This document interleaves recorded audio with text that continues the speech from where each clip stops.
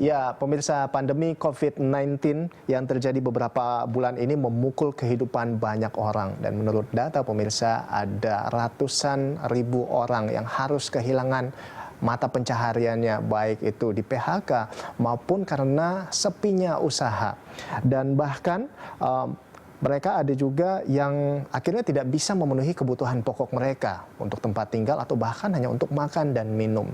Namun pemirsa, di tengah kondisi sulit yang kita hadapi hari-hari ini, ada juga orang-orang yang berinisiatif untuk melakukan aksi kemanusiaan membantu mereka yang terdampak pandemi COVID-19 ini. Ada siapa saja mereka? Kita langsung temui mereka di sini di People and Inspiration. Ya, yang pertama pemirsa, kita akan menyapa, ini ada pendiri Rumah Solidaritas dan juga dia adalah seorang musisi juga, kece, ya, keren. Ini dia Melanie Subono. Mbak Melanie, ini mungkin bisa diceritakan tentang Rumah Harapan ini. Ini sejak kapan berdirinya dan bagaimana ide awal pendirian Rumah Harapan ini? Rumah Harapan Melanie ini adalah gerakan. Yang saya sebut rumah itu adalah Indonesia. Dan harapan adalah semua orang bisa punya harapan.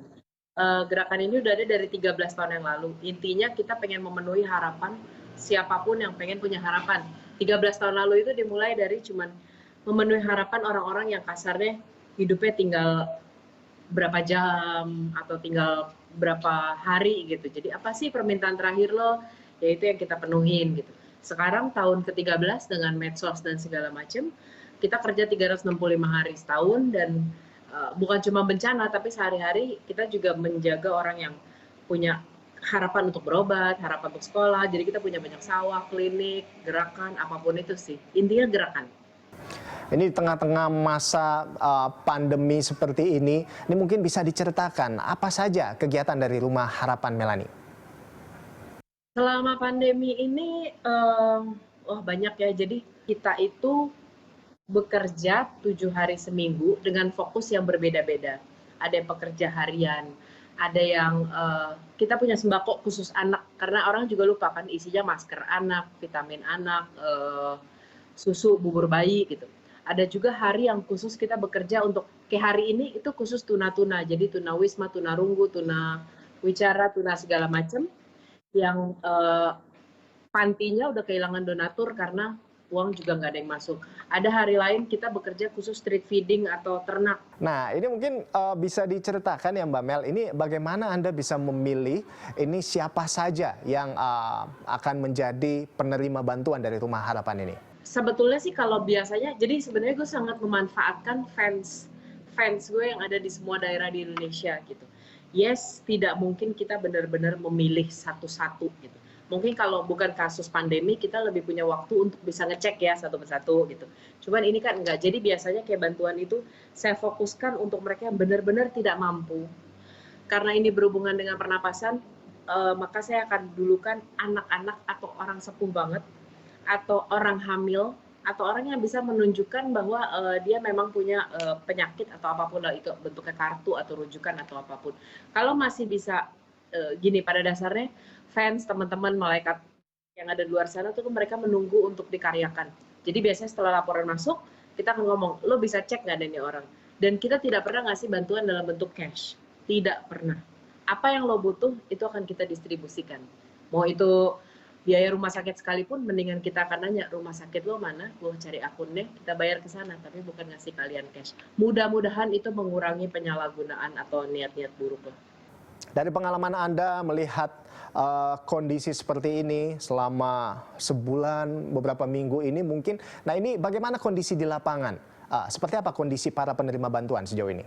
Menyedihkan karena kita mau bicara social distancing, tapi bagaimana, karena 70% masyarakat kita rumah ke rumah aja bedanya cuma 20 cm. Mereka pekerja harian, hal-hal yang seperti itu loh. Jadi sangat-sangat tidak merata kalau saya ngelihatnya sih. Mereka tidak punya akses ke kesehatan. Yes, penyemprotan disinfektan, kita juga tahu itu mungkin akan ada di jalan-jalan yang raya ya, yang kelihatan dari jalanan gitu. Belum tentu ke dalam-dalam benar-benar akan terbagi. Saya udah mulai menerima laporan harian di mana mereka tidak terdata untuk dapat bantuan karena mereka juga KTP-nya bukan Jakarta, tapi mereka juga mau pulang ke daerahnya nggak bisa. Ya jadi seperti biasa sih, banyak hal jomplang, tidak tidak fair lah yang terjadi di lapangan. Nah, Anda juga punya program ini untuk kesejahteraan satwa di tengah pandemi seperti ini. Mungkin Anda bisa ceritakan seperti apa perkembangannya sejauh ini, Mbak Melanie. Kalau satwa kita pertama ada street feeding. Sebenarnya tuh setiap tahun juga ada sih. Pertama street feeding. Ini penyakit yang berasal dari hewan, walaupun hewan tidak menularkan itu ya, gitu. Kita juga nggak mau orang jadi sadis dengan hewan atau punya persepsi yang salah, hewan dimati-matiin di jalan. Kucing jalan kita banyak sekali. Mereka kebanyakan makan dari warung atau restoran. Sekarang semua tutup. Anjing-anjing yang dianggap orang salah ngerti, wah ditularin anjing, langsung anjingnya pada dibuang di jalan. Itu juga banyak. Nanti pada saat mereka lapar, mereka akan masuk dapur kita, sama kayak hewan-hewan di hutan Sumatera. Tapi kalau udah mereka masuk dapur, mereka lagi yang salah, kita yang ngomel. Sementara itu di sisi hewan domestik yang menjadi liar ya. Di sisi lain, ternak. Kebanyakan manusia kita itu masih bekerja dengan kerbau, sapi, kambing, ayam, kuda beberapa. Merawat, memberi makan mereka, kita harus akuin di Jakarta rumput tidak subur untuk ngasih mereka. Rumput pun beli, manusianya aja airnya beli. Jadi kita kasih bantuan itu untuk ngasih bantuan ke keluarga yang punya ternak yang memang hidup untuk bekerja bareng dengan ownernya. Kita kasih bantuan pakan, kita kasih bantuan vitamin untuk ternak-ternaknya, apapun itu berbeda setiap ternak. Dan ownernya pun kita bantu, kita kasih sembako. Jadi kurang lebih gitu sih. Ya baik, terima kasih banyak Mbak Melanie Subono sudah bergabung bersama kami di People and Inspiration hari ini. Kita doakan semoga setiap kegiatan ini semakin diberikan kemudahan, tentunya semakin diberkati, dan apapun yang dikerjakan sukses. Terima kasih banyak Mbak Melanie sudah bergabung bersama kami. Ya, pemirsa, kembali lagi di People and Inspiration, dan saat ini kita sudah terhubung ya dengan pendiri Rumah Solidaritas Kemanusiaan, Bapak Sandiawan Sumardi. Ya, halo Pak Sandiawan, apa kabar Pak? Baik, Mas Rolando, selamat siang. Ya, selamat siang. Bagaimana di rumah, aman sejauh ini Pak? Sudah beberapa hari di rumah ini. Masih di rumah ya, tetapi saya tetap bekerja dari rumah. Nah, itu dia, work from home. Yang paling penting juga work from heart, ya kan, WFH. Baik, Pak Sandiawan. Nah, jadi dari pengalaman Anda selama beberapa minggu ini, ya kan, selama beberapa hari ini, bagaimana kondisi di lapangan saat ini, para penerima bantuan khususnya? Ya, saya sebagai pekerja kemanusiaan, memang sejak dulu saya bekerja di bidang ini. Kami sudah lama mendampingi komunitas-komunitas warga di sederhana di perkampungan-perkampungan urban, antara lain di Kampung Sumur, Klender. Kami membuka sanggar daya kemanusiaan di situ, tapi juga di sekitar Kampung Melayu. Nah, berdasarkan pengalaman dan pengamatan ini, kita tahu dampak sejak 2 bulan lalu lah bisa dikatakan, dampak dari wabah virus corona di seluruh dunia, dan akhir-akhir ini juga menghempas negeri kita begini parah. Kami sadar sekali bahwa pemerintah sudah berupaya untuk membantu menanganinya dengan mempertimbangkan supaya roda ekonomi juga tetap berjalan. Di samping tentu saja kepentingan kesehatan publik itu mesti lebih utama ketimbang yang lain. Kami sejak sebelum itu diumumkan, kami sudah membangun yang namanya Rumah Solidaritas Kemanusiaan warga Jakarta. Ini tujuannya sederhana, sebetulnya satu inisiatif masyarakat sipil bersama-sama beberapa relawan untuk memberikan bantuan kepada warga yang paling terpinggirkan, karena di samping prinsip-prinsip lain solidaritas, kita juga memang ada prinsip preferential option for the poor, jadi mengutamakan kaum miskin. Iya, jadi Anda mau bilang bahkan sebelum pandemi ini sudah banyak masyarakat yang memang sangat membutuhkan justru seperti itu. Nah, berarti di kondisi seperti ini jadi lebih buruk seperti itu, Pak? Lebih buruk karena juga kita tahu sekian persen penduduk di negeri ini itu masih berada di bawah garis kemiskinan dan belum mampu ditangani oleh pemerintah. Baik. Nah, dengan adanya kondisi krisis darurat akibat COVID-19 ini sudah datang lagi orang miskin baru akibat itu karena PHK, terutama di sektor formal dan tentu saja sektor informal. Ya, tapi Maka Pak ada orang Sandiawan, miskin kalau baru. bisa saya tahu ini, kalau terkait dengan Anda kan sudah cukup lama bergerak di kegiatan sosial seperti ini, apalagi menjadi salah satu juga pendiri di Rumah Solidaritas Kemanusiaan ini. Nah ini kalau bisa tahu ini sejak kapan awal berdirinya Rumah Solidaritas Kemanusiaan ini? Rumah Solidaritas Kemanusiaan sebetulnya secara resmi itu 1,5 bulan lalu lah. 1,5 bulan lalu saya umumkan ke publik. Kita itu pertama kali itu ingin memberikan bantuan karena dalam situasi batas daya kemampuan manusia dalam situasi darurat ini, mau tidak mau bantuan kita berupa bantuan karitatif. Orang lapar diberi makan, orang haus diberi minum, begitu. Jangan berpikir tentang pemberdayaan yang lebih transformatif dan sebagainya. Dalam situasi darurat. Maka kita memberikan pangan, bantuan pangan dengan cara misalnya tadinya kita buat food banking begitu. Kemudian kita distribusikan ke kampung-kampung begitu. Nah, baik. Nah, kalau untuk sejauh ini Pak, ada siapa saja yang berpartisipasi?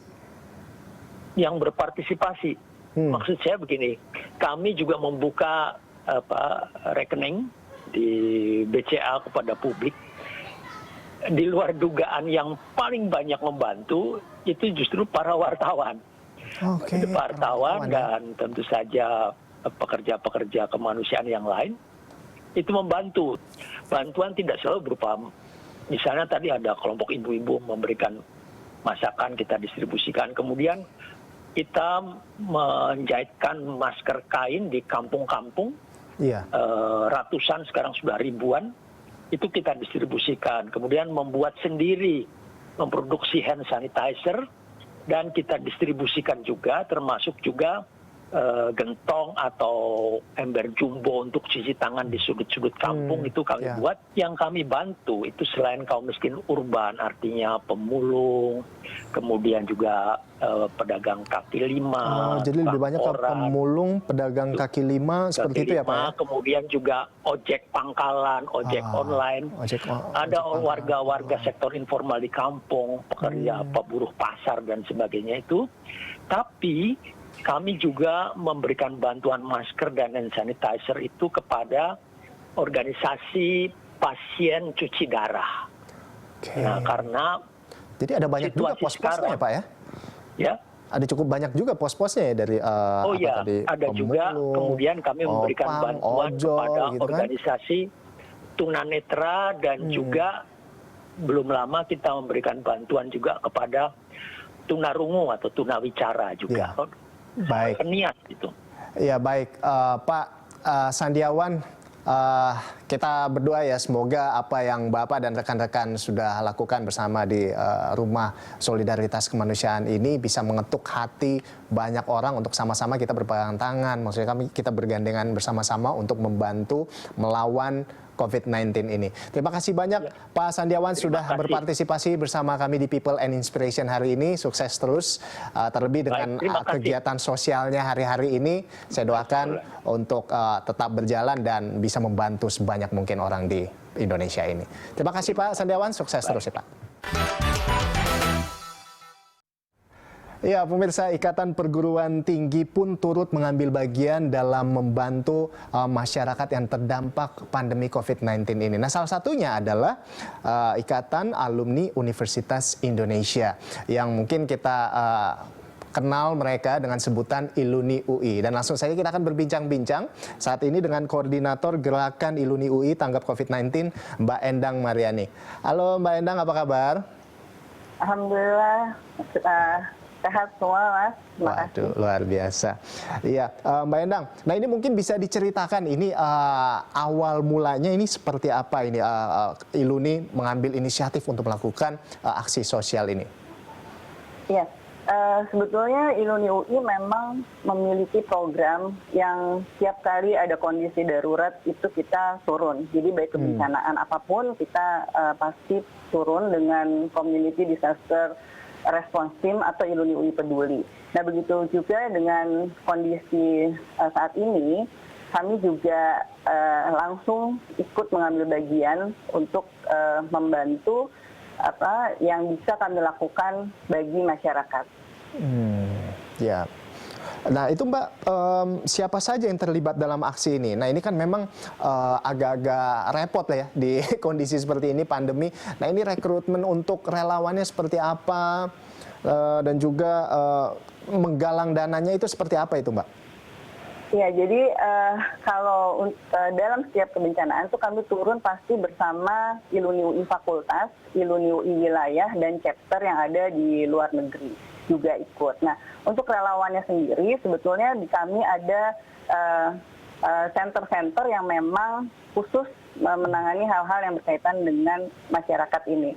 Tapi khusus untuk pandemi kali ini kami juga membuka rekrutmen, open rekrutmen untuk para relawan yang mengajak semua alumni UI dimanapun berada itu untuk bergabung bersama gerakan ini. Itu Mas. Jadi memang kita melakukan open recruitment juga, tapi di Iluni UI sendiri sudah ada center-center yang memang biasa untuk turun langsung dalam kondisi-kondisi bencana ataupun apapun namanya yang memang membutuhkan bantuan kami. Dan kami juga melakukan kerjasama dengan lembaga LSM atau apa yang memang biasa bergerak. Jadi memang kami tidak sendiri karena nggak mungkin juga kita sendiri turun. Jadi baik dengan sesama alumni perguruan tinggi maupun dengan organisasi-organisasi kemasyarakatan. Namun rekrutmennya sendiri yang kami lakukan adalah panggilan pertama itu kepada seluruh alumni Universitas Indonesia. Ya, baik. Mbak Endang, nah lalu selanjutnya terkait dengan programnya. Nah ini programnya seperti apa Mbak yang sudah atau mungkin yang sekarang sedang dijalankan? Ya, kalau programnya sendiri itu cukup banyak sebetulnya. Yang pertama yang memang dilakukan awal itu adalah dengan donasi alat pelindung diri yang memang sangat dibutuhkan, sehingga itu menjadi salah satu yang kami lakukan dengan sangat sungguh-sungguh. Jadi semua APD yang kami donasikan kepada masyarakat itu memang bersertifikasi, jadi betul-betul dengan memperhatikan standar. Kemudian yang lain adalah kami juga melakukan program pembuatan hand sanitizer dan disinfektan yang memang waktu itu agak cukup sulit diperoleh di masyarakat, dan itu sudah kami melibatkan lab kimia di Fakultas Kedokteran Universitas Indonesia, Fakultas Farmasi, juga SMIPA. Jadi laboratorium ini juga kami minta untuk bekerja sama, tentunya juga ada mahasiswa-mahasiswa yang menjadi relawan di sana. Kemudian yang kami lakukan lagi adalah untuk bantuan kepada masyarakat, itu ada program Bantu Tetanggamu, itu juga kami lakukan.